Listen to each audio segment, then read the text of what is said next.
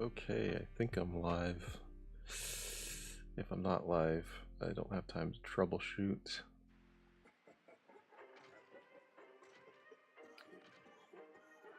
I am live. Hello there. Hi. Okay, cool. I really actually don't have much to do. I was about to jump into TW, but then I realized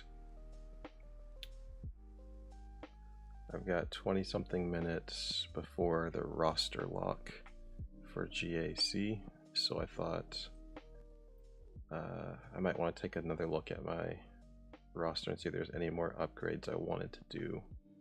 So I did end up getting Mon Mothma to Relic, which was nice. But I was looking at my Zetas, and I actually have quite a few Zetas, so I'll just see. Check in the Zeta queue here, like some of the people.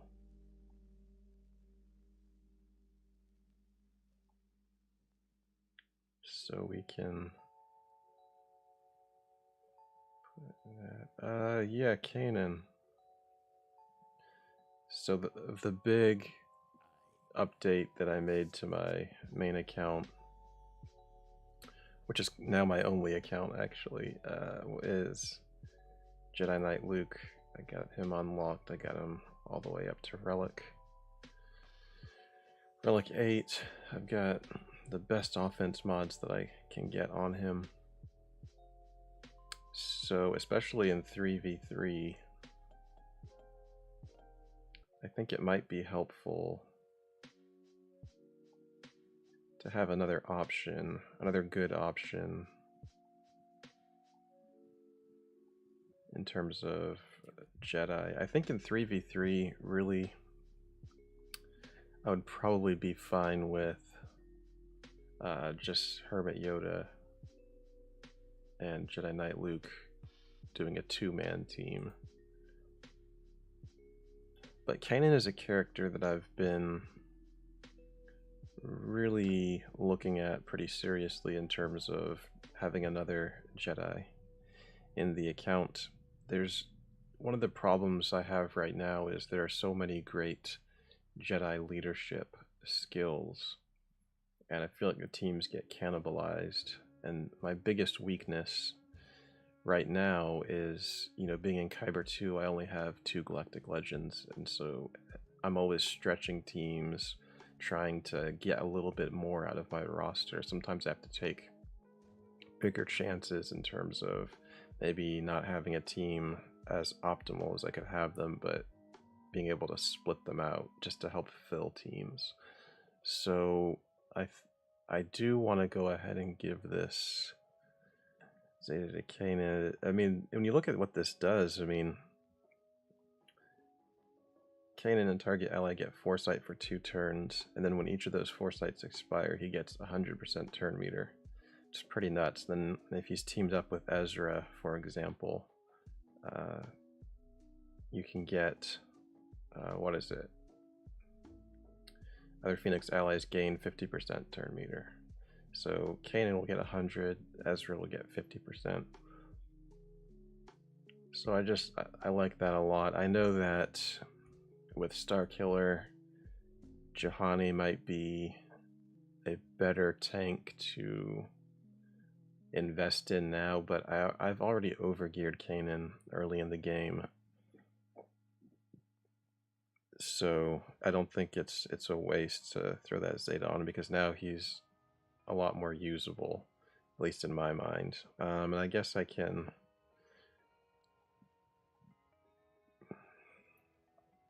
look at some of these other abilities. That's kind of a trash Omega. The first Omega is not good. Take a look at some of the other ones. Are we looking for, I think one of these is a cooldown decrease, which is, I think, always worth it. Yep. In my mind, it's always worth it to spend I mean, to throw Omegas at a cooldown decrease, I think, is almost always going to be worth it. And yeah, I mean, this one's pretty good.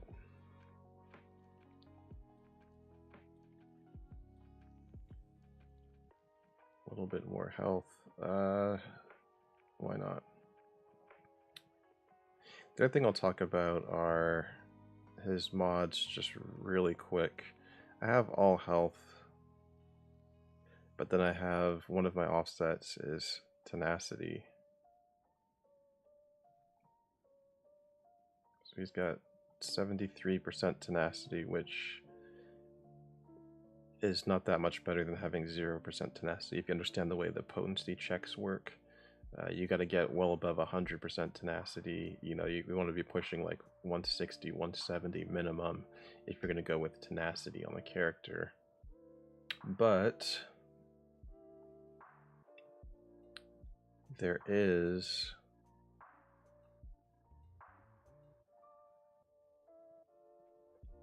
something I can show. Yeah, here it is. So when Kanan has this taunt buff, his tenacity is doubled. So right now, 70 something percent, we're at like 140, 150. We're still not quite where we want to be, but he's if I push him up to relic, and I know people are probably shaking their heads when I'm talking about relic and Kanan, but he will get some additional tenacity somewhere, I think. Let's go through.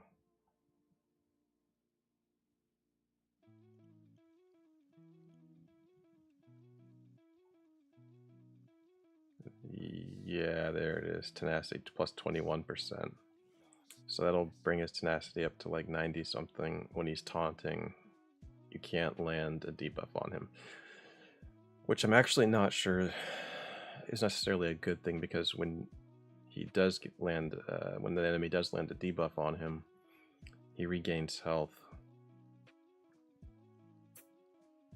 recovers 25% health. I think it's in one of these.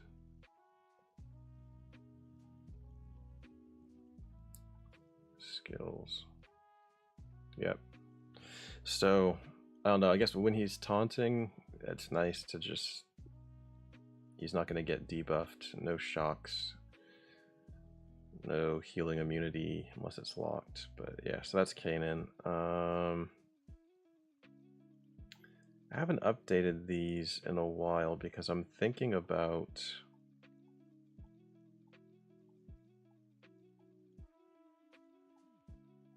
Beskar armor, Mando.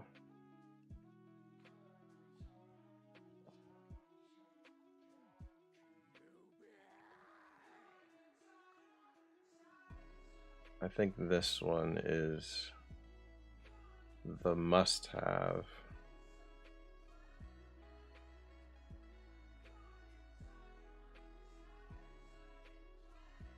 I can throw some of these Omegas on, more stacks of Whistling Birds.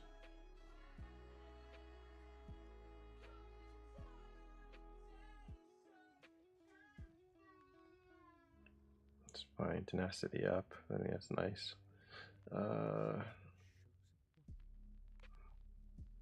The leadership is good to have, however, I'm close to unlocking... I've started my Jedi Master Luke journey.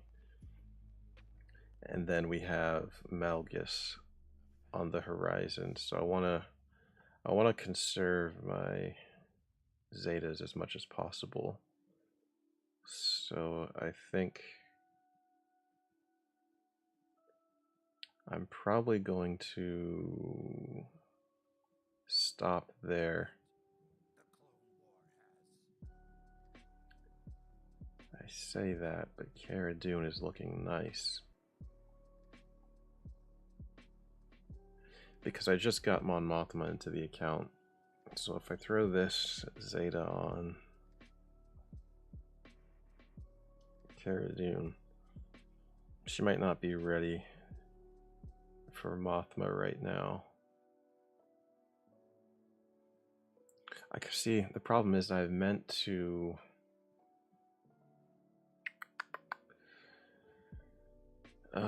like plan out my squads because I made quite a few upgrades since the last 3v3 arena.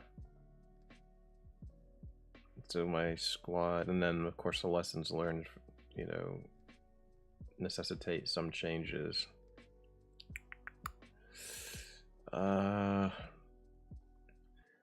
It would be nice to have this option.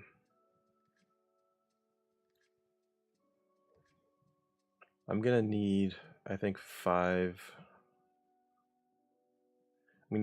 Zetas for, is that right? 100 Zetas for a Galactic Legend, or do you need more than that? Yeah. I might need to hold off.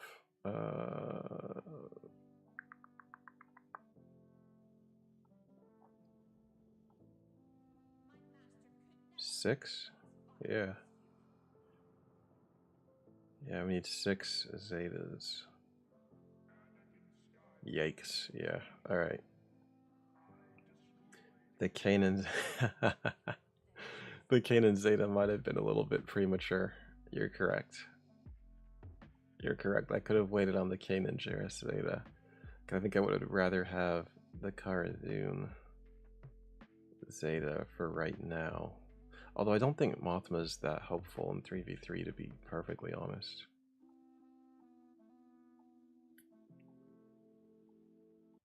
So I'll probably get a better opportunity to use Kanan.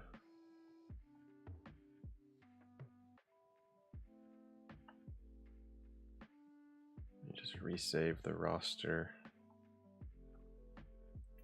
Have a little bit more time.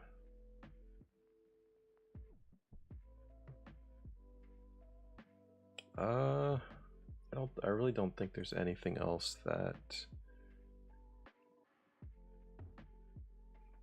I need to do for the moment.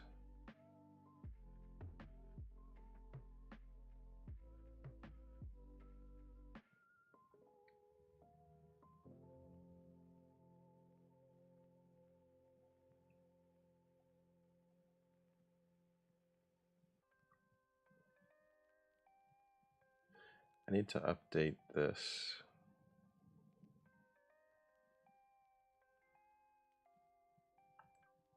He's not waiting for a Zeta. Don't care about the other Zeta for Leia. I do need to add these scoundrels. So that leadership is really good. I'm gonna want that sooner rather than later. And Cara Dune. All right.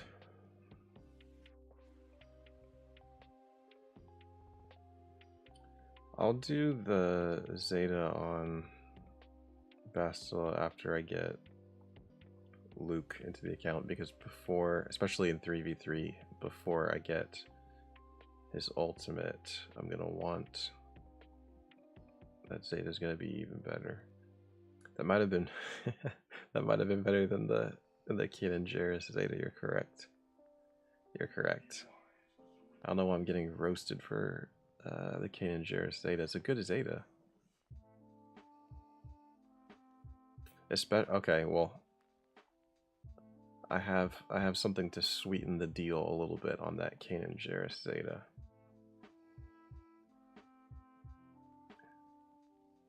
Okay, I'm not even gonna flex my Jedi Master Luke Datacron, because that is a god tier Datacron. I'm gonna wait until I unlock Jedi Master Luke. Although if anyone watched my last stream, I already showed it off, but I'm not gonna show it off again. I do have a Jedi Knight Luke, and I have this roll. I already re-rolled it once, Or I might have even rerolled it twice, I don't know. But this is as good. This is as good as it's gonna get. So I'm not gonna do more rerolls on this. But whenever a Jedi ally gains foresight, they deal 20% more damage. That's stacking up to a max of 100. So let's think through in 3v3. Jedi Knight Luke lead, Hermit Yoda, and Kanan Jarrus. My Hermit Yoda is very fast, and light side ally is going to start with plus 25% turn meter. So my Hermit Yoda is going to go first, I think, ahead of just about anything in the game. So he does the mass assist, the leadership shared ability, swarm somebody down. Then it's Jedi Knight Luke's turn. Jedi Knight Luke slows the opposing team down to his speed. Takes another hit on somebody. Then it's going to be Kanan Jarrus, who can give foresight to Jedi Knight Luke. Plus 20%. Hermit Yoda's going to go. Push foresight again to Jedi Knight Luke with Jedi teaching? Master's training, whatever that buff is. Also gets foresight. So now Jedi Knight Luke has Jedi's will, so he's going to be counterattacking. He has plus 40% damage off the just right out the gate. Plus some extra damage in here. So,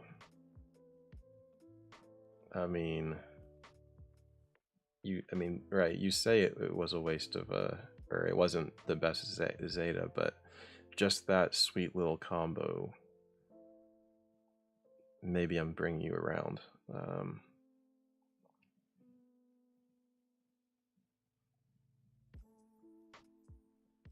I guess the counter argument, let me think. The counter argument might be something like, so by adding Kanan Jarrus to the team, is there is that going to allow that team to beat teams that it wouldn't be able to beat without him? And I don't know, because I just have Jedi Knight Luke to relic, so I don't have enough experience, and I couldn't say. I think it's going to give me a little bit extra security, especially if I'm in one of these scenarios that I often find myself in, where all I have to do is not drop a battle, and I'll be good. I think just having a little bit extra security to throw Kanan Jarrus into the team will make me feel better.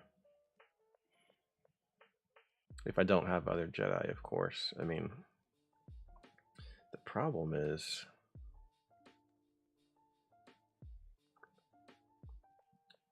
let's see, let's go to 3v3. The problem is all of my leadership abilities are taking up my Jedi. So I really don't have, if I wanted to put somebody else, put a Jedi who's not already in a squad in this team. I mean, I have nothing. I mean, Jahani.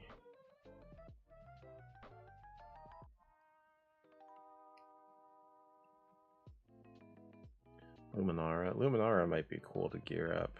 It might be like, I want to gear up more Jedi, even though not the greatest. Plo is actually kind of nice. Plus he has the ship. Luminara, I have some ideas with Luminara. They might be dumb, so I don't want to talk about it right now and get roasted again.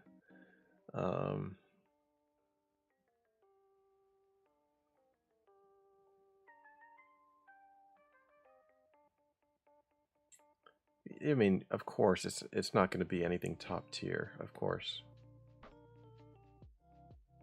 But, you know, in Kyber 2, especially where I'm at right now, I really just need to be able to be more creative and have an extra character here or there. It makes a huge difference. It really does. Of course, you know, it would be more efficient to just start gearing the best characters on my next big project. So it might be Starkiller, it might be Lord Vader right now. I'm waiting until after Malgus gets into the game officially to see what they announce, what they're going to drop next before I decide what the next big project in the game, because I'm currently working on the journey to unlock Jedi Master Luke. So that'll be, so I'm basically like I can see the light at the end of the tunnel on my current big project, and I'm not I haven't thought ahead far enough to know which one. It would either be Starkiller or Lord Vader. I would love to do Rey, to have another light side GL for territory battles, but I'm so far off of that journey that it just doesn't make sense. Can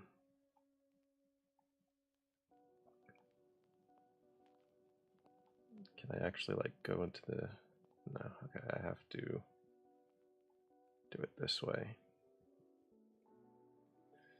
So Rey, I only have 2 out of 14, and there's a lot like Rose Tico. I wouldn't want to gear up. Resistance Pilot, I would not want to gear up, although for the Resistance fleet, yeah, I'd have to do that anyways. The Resistance Trooper, I would not want to gear up. Like, there's something that's not great, like Vet Smuggler, Chewbacca. There's like 4 characters, right, that I don't even want to gear up, and I only have 2 of the ones that I need. So what I was thinking was Lord Vader might be better. I already have 4 of the requirements, and then some of them I think is just like taking Padme to Relic 8. That's like 2 more relic levels.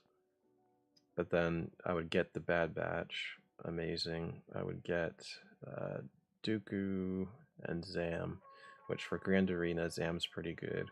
Dooku is pretty good to have. I mean, they can put him with Separatists, you can throw him in with Sith. I've even seen, there's a streamer, Darth Loquitur, who at times does solos with Count Dooku. He mods him for tenacity. So you have some options with Dooku. At my level, though, I'm not sure that would be feasible at Kyber 2, because it's on his alternate account, which is lower. So maybe that's the solo might be stretching. Might be a stretch for where I'm at, but you never know. Tarkin. Like, Tarkin's kind of the only bad one, and Embo, but right now bounty hunters are super relevant. So as I build bounty hunters, having an extra bounty hunter to throw in here or there, I wouldn't hate that. So just looking at this journey, there's not a lot of waste in here. Like, these are all characters that would be good to gear up. And I mean, even Tarkin, with how things have shifted with fleets, having that extra fleet, you know, up at a Relic 7 would probably be helpful.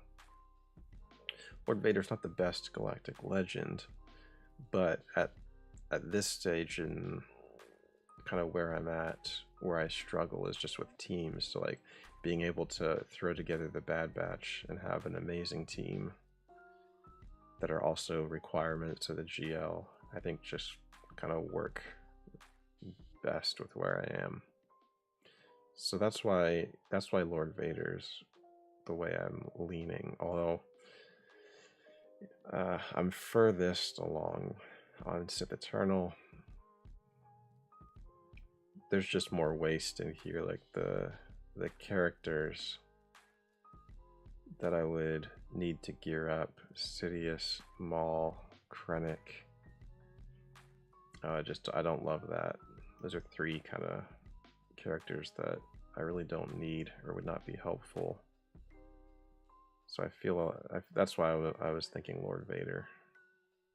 We're already locked in. I was running my mouth, but I think we did all the updates I needed to make anyways. I'll check the leaderboards, try to see if I can scope out the competition. I'm not too high. I'm pretty low in the Kyber 2. I'm ranked, was that 13,000? Yeah, so I'm not fighting against the top Kyber 2 players, but I'm gonna guess 4 GLs. Oh my god, oh, ooh. This actually might be a decent... We have about the same galactic power. He has 2 galactic legends, the same 2 that I have. This is looking like a pretty nice account.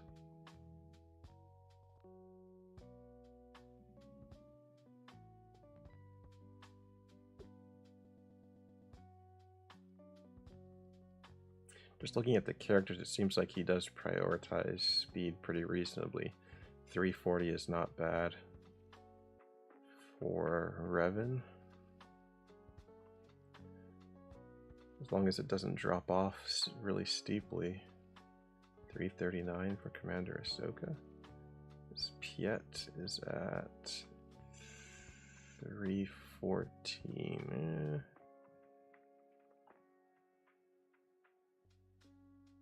Yeah, no, this is not bad. This is that's winnable. So hopefully he's in my... I didn't even... I can't math right now. So I'll just check the one below me and the one above me. Let me guess. 6 GLs. 4 GLs, okay. Yeah, so I mean, this is what life is. This is like a typical account that I'm facing. So, hey, props to that other guy. I hope we get to battle each other, because that would be a really, really, really fun battle. I'll hang out to see the matchmaking. Yeah, I mean, I think it was a couple minutes. Oh, we're in. Is this the man? I think this is the guy. I think this is him. Yes. All right.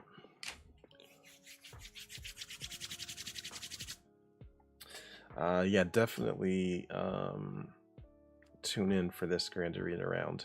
We can actually have some fun. I'm not going to do my typical strategies. I'm going to bring some fun teams on offense. I'm going to have a lot more fun on offense than I have been recently. So yeah. Definitely hop on the stream for these. You know what's crazy is it looks like he's on the Jedi Master Luke journey. So he's literally building his account almost exactly the way I've built mine. He is a little bit more efficient, it looks like. Maybe not. He has a lot of gear 12. Okay, yeah. Yeah. When I say efficient, because like for mine, like I push questionable characters to very high relics, whereas he just has more characters in the middle. He just has a bigger middle than I do. So yeah, no.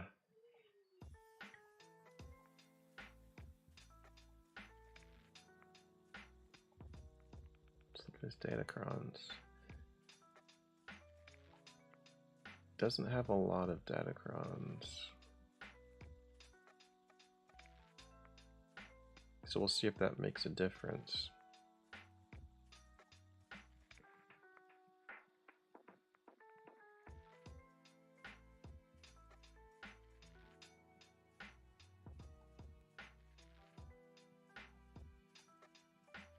check out his SLKR. 574 is a pretty fast SLKR.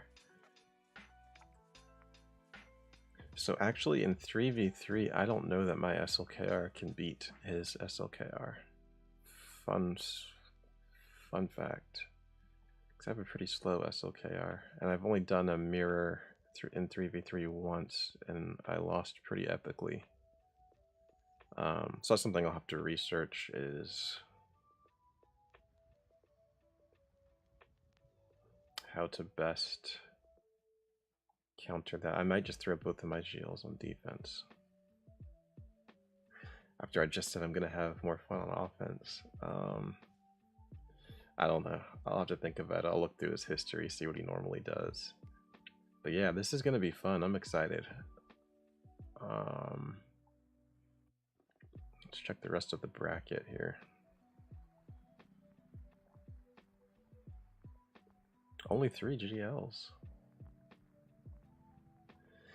I did go 1 and 2 in the last GAC round. This is nice.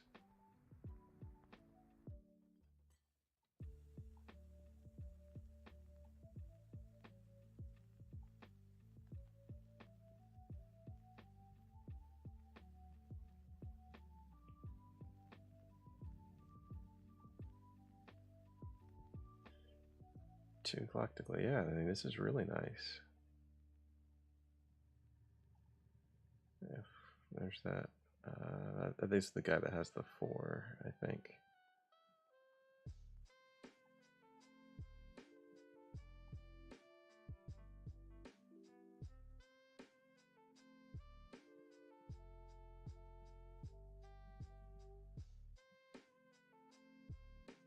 I knew it.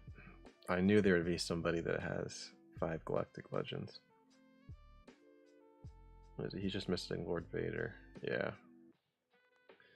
Yep. I knew that this was too good to be true. Hey, I want to fight that guy.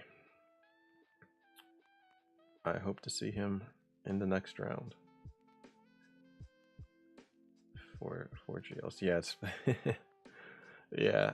It's funny, I get excited if my opponent has twice as many GLs as I do, because that's the norm, whereas somebody who has even more than that is, yeah.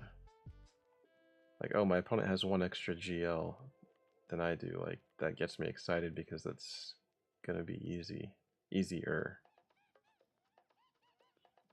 But it's, I mean, yeah. It's going to be the flow of the game. So as long as you play well, you're going to quickly find yourself pretty regularly battling accounts that are larger than yours, and you're just gonna get used to being at the constant disadvantage, and eventually you're gonna have a rough week in Grand Arena, or even 2 weeks in Grand Arena. And then you'll have a good week or 2, and then you'll have a rough week or 2, and that's just going to be the cycle. I think it is. I think the ranked GAC system is better than the matchmaking, but I'll have to get into that another time. Okay. Alright, that's all I got. I got a jet. I have a couple more things that I have to knock out before the end of the day, so I'm going to sign off. We're locked and loaded, ready to have some fun in Grand Arena. I'm going to try out Jedi Knight Luke. So wish me luck on that. I don't think there's anything else to go over. If anybody, just ping me on Discord if anybody wants help setting up Grand Arena. I'll jump on. I'll do another stream, and when I'm doing my prep, I can answer any questions that you have. So Just ping me on Discord if you want to coordinate a time. You know, I might not even do a stream. I might just jump on a Discord call. Because we typically don't have a lot of viewers. And like in the 1 in a million chance that my opponent happens to like stumble across the video, then that would really be a bummer. So yeah, just ping me on Discord if you want help setting up for Grand Dune. I can't do it now. No, I'm sorry. But I'll be free like late tonight, or either late tonight or very early tomorrow, like before work. I work a normal 9 to 5. Yeah, so either way, just let me know. Currently working from home most days. Tomorrow I am working from home, so you know, even if it's like 7 or 7:30 a.m., I'd be able to swing that. Yep. Cool. All right, thanks so much. Have a great rest of your day. May the force be with you, and join me for Grand Arena. This is actually going to be a fun round, so we'll do it. Thanks a lot.